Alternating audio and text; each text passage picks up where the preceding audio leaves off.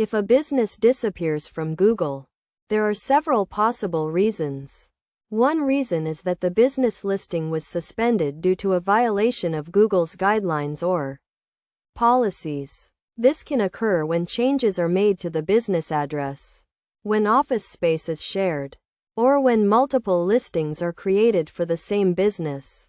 Another reason is a lack of customer reviews, as reviews play a significant role in Google's ranking system, and a lack of them can make a business appear less competent. Failing to update a new business address can also cause discrepancies, leading to the business being removed from Google's listings. Additionally, customers or online searchers may flag a business, resulting in its removal. To resolve these issues, it's essential to identify the reason for the suspension and rectify it.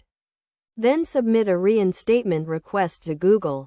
Encouraging customer reviews through follow-up messages or emails can also help increase the number of reviews. Furthermore, updating the business's information, including its address, and ensuring that the name, address, and phone number, NAP, are accurate and consistent, can help prevent the business from disappearing from Google.